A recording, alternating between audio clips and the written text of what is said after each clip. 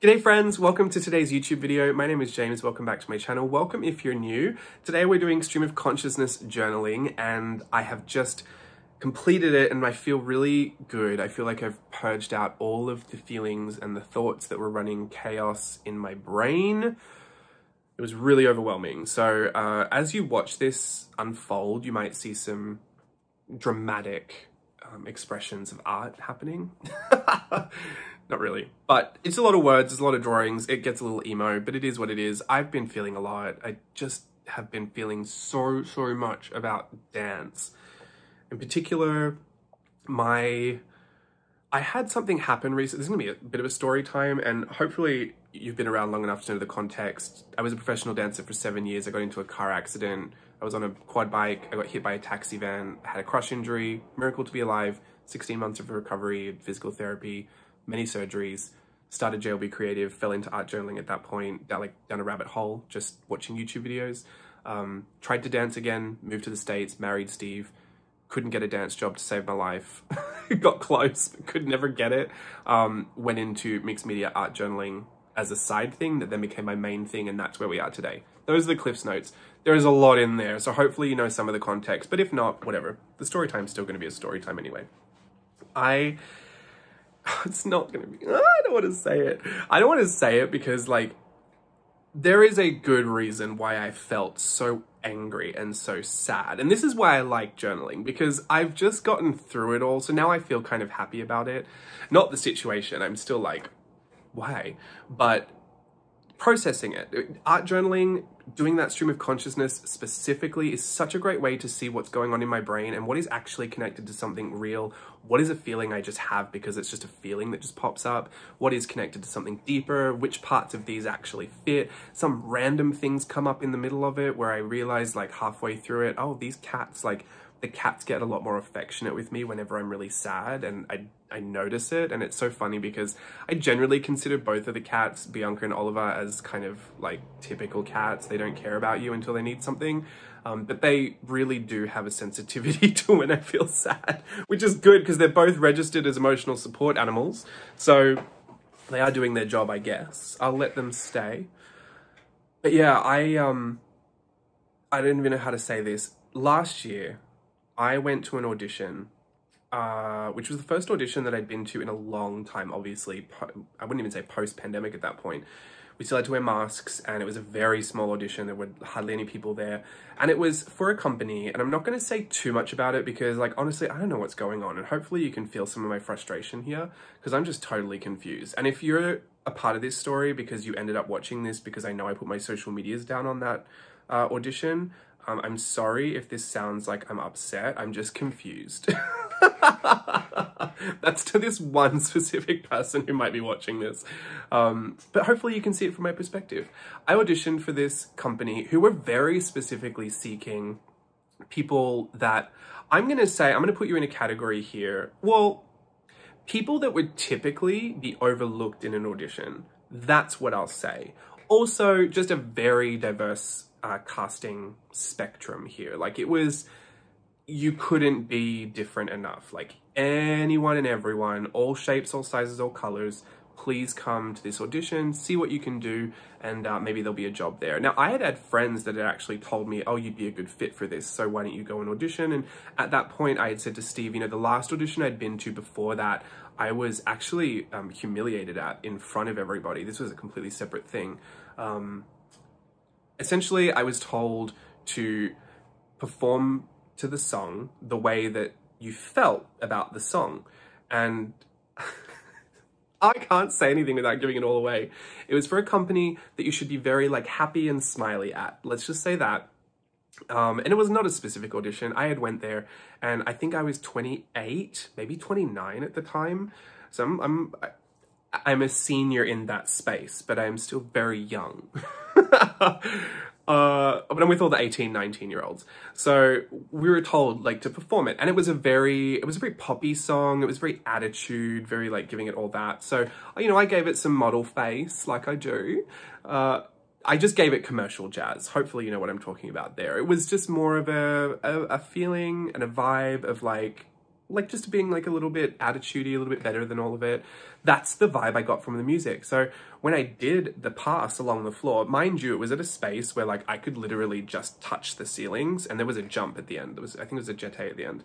So I did it and I felt fine. I felt like I had done a really good job of it. I felt like I really owned it and I felt proud. And so I left and went around to the back, and about 8 people had gone through. I know I'm segueing, but I'll get back to all of it. About 8 people had gone through. I was, I think, the second group to go, and we're going in groups of 2.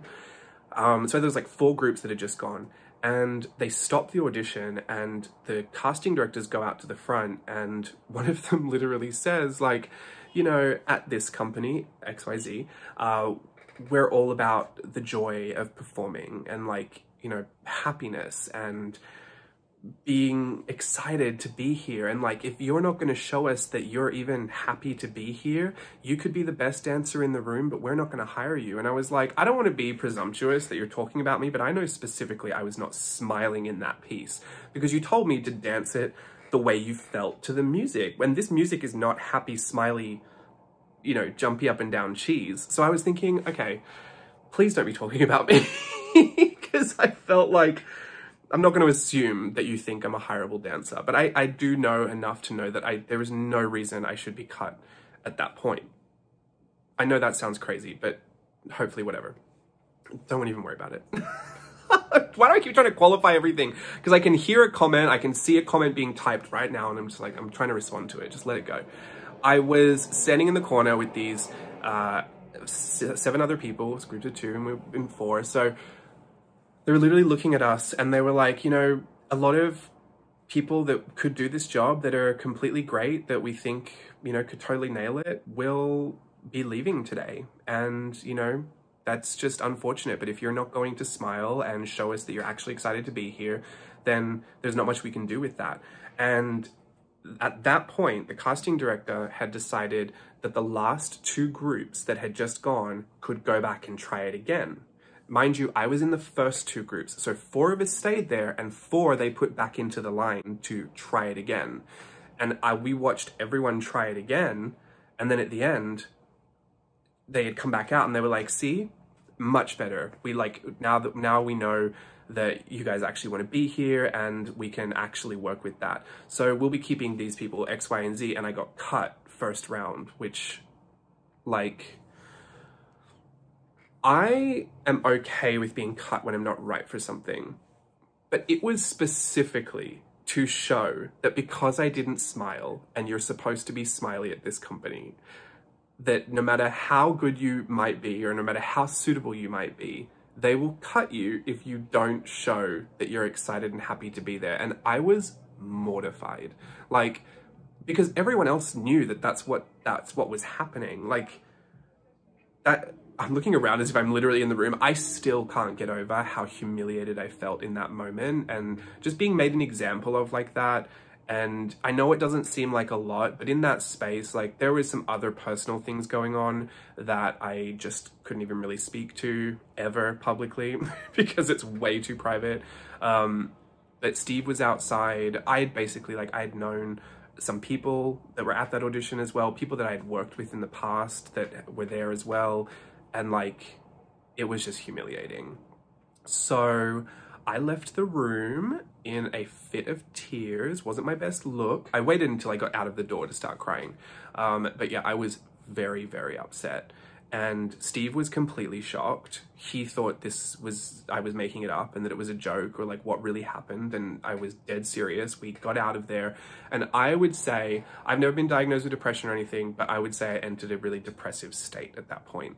And so that was the audition that I kind of said, you know what? I don't think I'm going to do this anymore. Like, there is no reason for me to be in this. It was hard enough when I would get to the end of the auditions and I wouldn't get the jobs. It was hard enough to audition and audition and audition and then get there and be like, there's just no spot for me. Like, I'm not going to be able to get there. Then it was absolutely almost impossible for me to conceive that now I can't even make it through the first round of an audition for something that I have literally done professionally for 7 years. It would be like if if someone was judging art journaling, and to make it to round 2, you just had to show that you could draw a basic stick figure. and I got cut. Like, I can't even explain to you. I don't know. Anyway, whatever. Ugh, I'm still angry when I think about that story. Just, it was so unnecessary. Like, that was heartbreaking for me. And I know that they don't see that. They don't know who I am. They don't know where I've come from. They don't know how much I had gotten through to be there. But to humiliate anyone in that way is so wrong. So anyway, at that point I was like, Steve, I don't even think I can go to another audition because I'm like devastated. But didn't really have to worry because very soon after that we entered a pandemic. So there was no auditions to go to. That was hard. I think at that point, because I felt so hopeless and sad about it all, and then I felt like there was really nothing on the horizon for me to look forward to, I ate just about every feeling I ever had in life. I have a bit of a problem doing that. So I put on a lot of weight to the point where I just wasn't even really able to dance much anymore. It was like physically impacting how I could move my body and how much I could actually get through. So that was a mess. You know, I'm not going to shame myself for it. I think we all end up in periods of our life where things are just difficult, and that was my coping mechanism. And I knew that about myself. I just really can't even blame myself for it. I was doing the best I thought I could do at the time. So I'm just going to let it go and let that be what it is. I have a pretty healthy outlook on how unhealthy I was, but at the same time, I'm a bit realistic. Like, I'm not going to try and get into like body positivity and everything because we all have very different feelings and opinions about it. But in general, like, if I can put it down to one thing, other people have always cared more about my physical like body than I have. Like, casting directors have always made mentions of it, always tried to get me to lose weight or to like get more definition or to like get bigger shoulders, and they've always made comments on it, and it always seemed like they cared more than I did. And I feel like that's still true at this point. And the only thing that makes me care is that I feel like as many times as someone wants to say like, you're in the body you're in and just love it and blah, blah, blah, I can totally get on board with that. But my dream to dance, that is incongruent with that belief. There is much we can do with this entertainment industry, but I cannot, unfortunately, convince most of these casting directors to let me dance at a size they don't want to let me dance at. And so here we enter a new space. After this pandemic starts to look like it's shifting into a different direction, it's becoming an endemic or whatever we call it. I come across this audition that basically said any shape, any size, any color, anything. And I'm thinking, this seems like a setup to me, because I know for sure when they mean like any shape, any size, they still mean what they mean. Like, I've never known this industry to really mean that. But then I did a little bit more research. Sorry, the chair's really squeaky. I did a little bit more research and I found that, oh, they actually did mean that. I went to go and see some of their performers and they were not typically people I would see employed as professional dancers. So that gave me a bit of hope. I was like, maybe they do mean it. Maybe it's just going to be a completely different thing. Now, mind you, I haven't been in the entertainment industry since 2015. And at this point, it's 2021. And in 6 years, like tons has changed. And stuff that I'm not really even aware of. Steve kind of keeps me up to date on things that, look different in that world. But for the most part, as a dancer, like, I have no idea what people are doing anymore. So I feel really out of the loop. And I was just kind of thinking, look, if I can muster up the courage to go, at the very least, I think I'll be working on kind of dealing with some of this devastation I felt about this last audition. And I wanted to feel like I was confident enough to move past that. And the only way I could actually do it is to prove to myself that I could.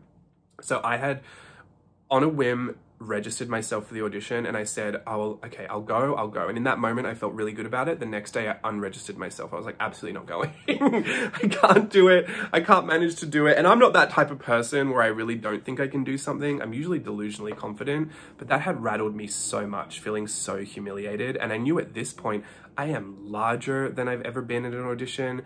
My hair was growing out, like it was long. I thought that's not a look they're going for either. I've known a bunch of guys I used to work with who had long hair who cut it for once they got their jobs or to audition.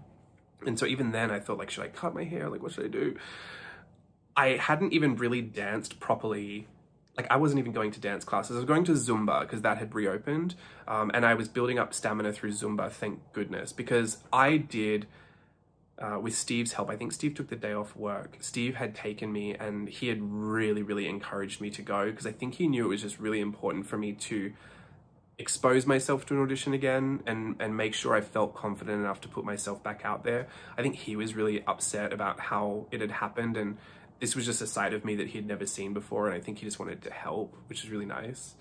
So he really facilitated like making that a good experience. When I rocked up there, because I did end up going, one of the audition monitors that was working there was someone who I had worked with in Tokyo, and it was so nice. Steve actually shot her wedding as well, so it was so random. We had no idea she was going to be there, and that was such a nice surprise. And she ended up doing the music in the room, so she was in the room as I was going through the audition. It just felt so, I feel like I could cry just thinking about it. It felt so nice. I felt truly blessed to have had her just kind of put there, like my little guardian angel for the day, because I felt so petrified that it was going to happen all over again, especially feeling like I might be being set up. Like, you say you want any size, but I know I'm going to get in there and you're going to take a look at me and be like, not that size. Or you're like, maybe any size, but not that shape. I just really didn't feel like, I just didn't feel comfortable until I got in there, and until I was with my friend and Steve was there. He sat outside and he was just waiting for me. And I went in there. It was a really unusual audition. It pushed me in a lot of uncomfortable ways, because I am very much like, give me the choreography, let me perform it for you, and then let me go to the side, get my drink, and wait until the next thing. This was very interactive, feel your way around the room. I would say it was a little like airy-fairy, kind of like very artsy. I say artsy, like fancy. I don't know how you describe it. It was very, you know how I say I'm a lowbrow artist? I'm the equivalent in dance. Like, I'm a lowbrow dancer. I'm not a live to breathe and dance kind of person. I don't dance in my room with music on and like make little clips for YouTube or something. Obviously, because you would have seen them. I just love the career dancing aspect. I love to perform. I actually love it to be really cheesy and naff. I love it to be production show jazz, like real 80s style. I don't ever take myself too real. I don't consider myself like an artist as a dancer. Even though I've done a lot of dancing that I think you could consider that, I just don't. That's not how I feel about it. It's more fun for me. And if I'm doing something serious, it's more fun to play that character than it is to actually feel like it's coming from a real place. There have been a few times in life where I've actually danced and I've felt that kind of transcendent experience in dance, but it usually had to do with something really deeply emotional, like Gran, or especially like one of the first dance classes I went back to after my accident felt very like, it felt much more than just a dance class. So I don't feel that often though. Just like in art, I don't really feel that often. The other month when I did the alphabet, the fairies and mermaids alphabet, that's when I felt like that, which is funny because it's like real art, but I felt like it was more than what it was. But I never really feel that. So that was a real challenge, to go into an audition and to actually pass that off as real. I felt like was an acting challenge in and of itself, because I was pretending like I was really like that.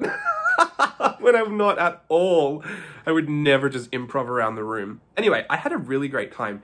It was really stressful. I could totally tell that, you know, even though I was willing to abuse my body throughout the day to get through it, afterwards I could tell just how much I would need to recondition my body to deal with being a dancer again. As good as Zumba was, I needed to go so much more often, because dancing is just different. It's not Zumba. Like, you're pushing your body in ways that just, it's a lot of stress on all of your parts, and I'm no spring chicken anymore. You know, I definitely had to warm up and cool down, and at that time I had given myself instant shin splints from a jump, and I almost tore my Achilles in the audition, and I was like, oh, I hope they don't notice this, but at one point I think I was limping a little bit. So I felt kind of like, even though I gave a really good audition, I felt like I looked like I couldn't hack it. And, you know, afterwards, I didn't really know what to expect. It seemed like if I got an offer, it would be a nice thing to consider, but I was not resting any hopes on it. And I just kind of let it go. And, you know, months went by and I didn't hear anything and I didn't see anything. And then I saw that they had cast it for the next thing. So I was like, oh, I missed out, like, whatever. I think your audition stays good for 6 months or something. And then you have to audition again. And I saw them doing new auditions. That same company were doing new auditions. So I was like, oh, they're clearly looking for more people. My stuff is on file. So if they decide not to, like, it is what it is. And they obviously did, because they had new casts. But then out of nowhere, this was like 3 days ago, one of the casting people from that audition added me on Facebook. And mind you, my Facebook profile is like, it has nothing to do with dance. I think anything that's on there is already public. Like, I don't think there's anything hidden really. Maybe old photo albums.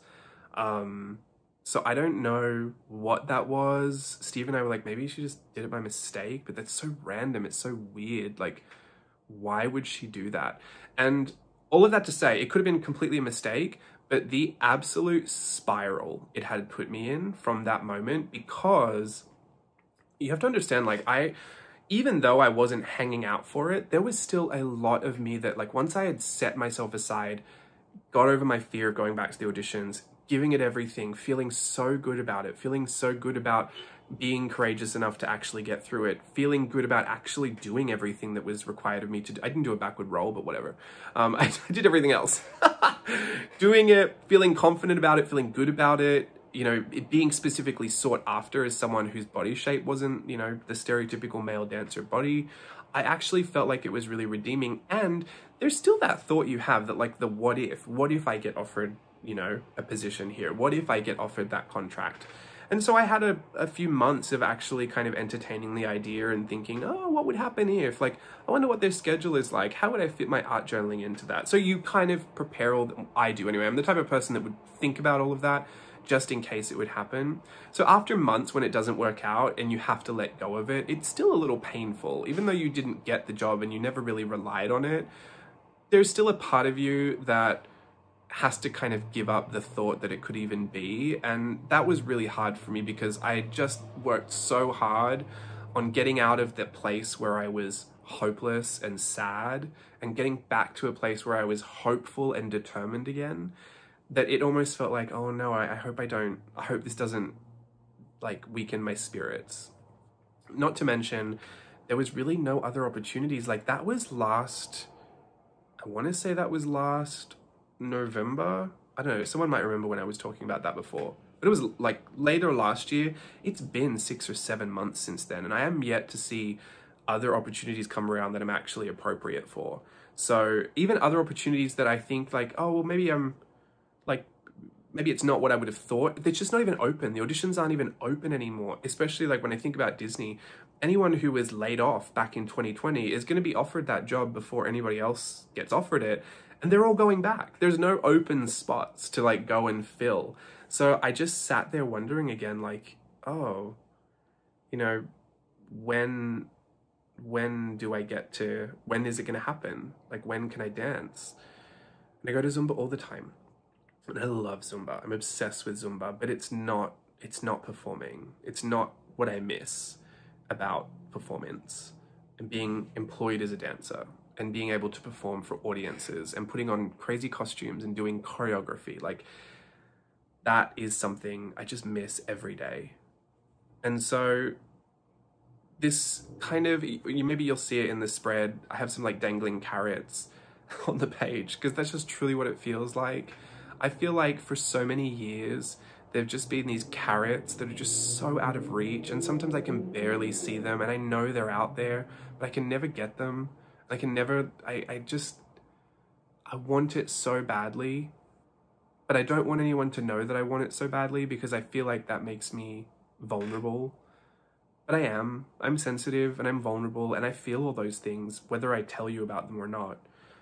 And I use journaling to process through them and to get to a better place. Like today, if I had this conversation with you before I'd actually done any of that, we'd probably be in a flood of tears having this conversation. But I'm okay today, and that's where I need to get to, honestly. Like, I don't need to be relieved and thrilled about my position today, but I'm okay, and that's what I really, really appreciate about having this kind of outlet, having this way to kind of process it all. Because there's no real way I can tell this person, like, hey, just you adding me as a friend on Facebook sent me into a tailspin of thoughts that, you know, dredged up a ton of emotions in me that are so related to things that are so desperate and, like, so overwhelming that, like, you couldn't have possibly known that. Also, how am I going to tell her that? without sounding like a complete loon. Maybe I should.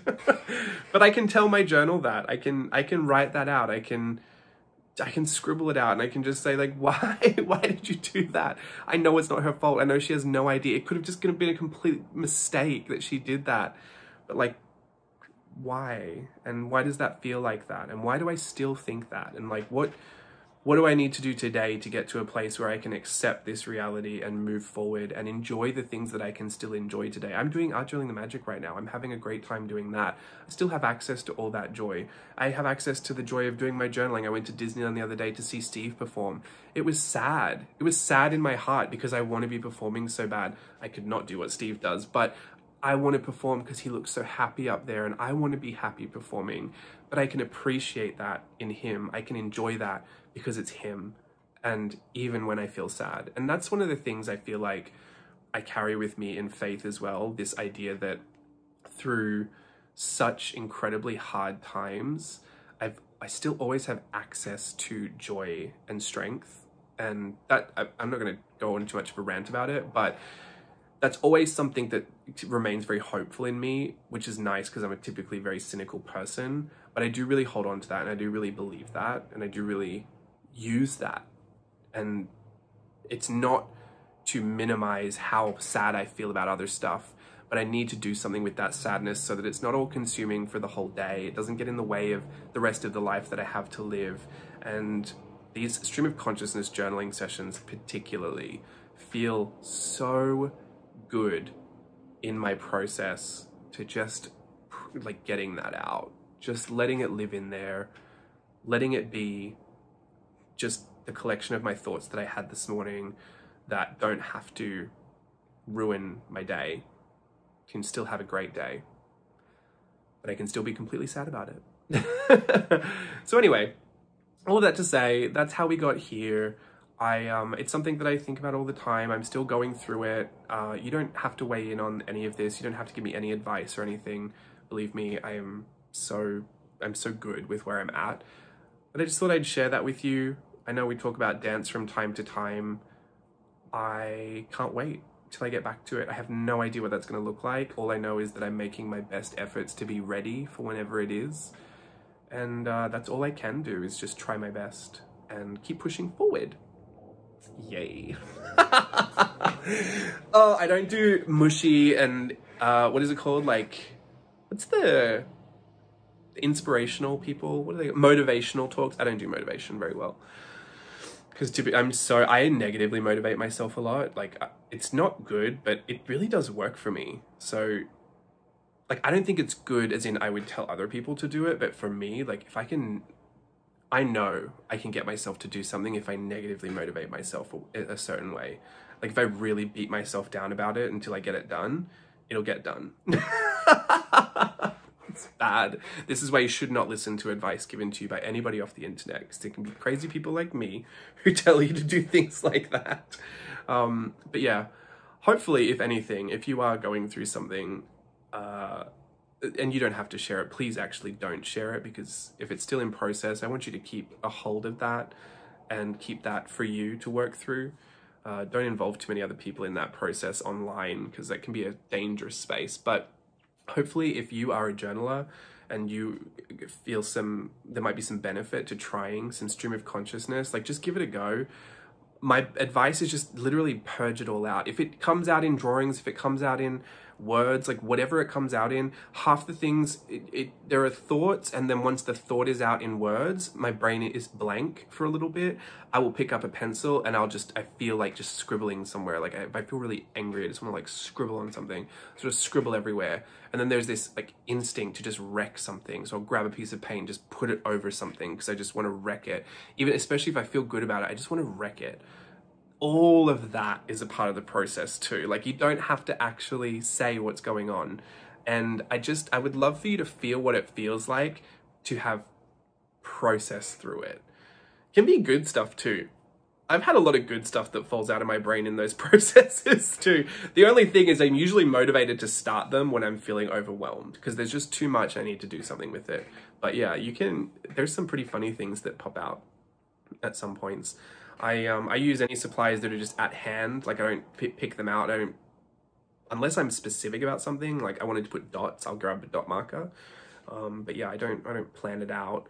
And I'm using a Strathmore hardcover journal, so it's a watercolor paper, I would say. It's not a sketchbook. It's mixed media paper, I think, but it's quite thin. It kind of feels like sketch paper, but it takes watercolor. And I would encourage you to do something on a, if you can, if you're going to use like a bunch of stuff, especially because I love to have a bit of paint in there and just like go nuts with the watercolor. Use something that can take wet media, because that'll hold up. But yeah, have a go. See what you feel like. Couldn't hurt. I'm not going to promise you any benefits from it, just like anything in journaling. Most of the time I'm doing it because I just love to draw and it's a fun hobby. But there are times when I do it very specifically to, you know, work on my mental health a little bit, which I think is nice. It's different, it's unusual. Anyway, I'm going to leave you there. I'll be back. I'll be around. Hopefully you had a good day today.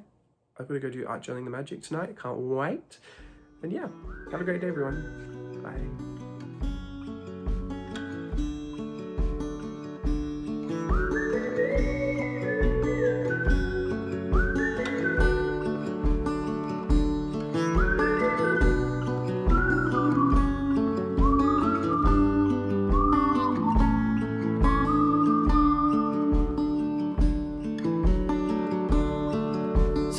To see from the moment we arrived. Cornelia, you are one who will survive. When time's been bad, you put smiles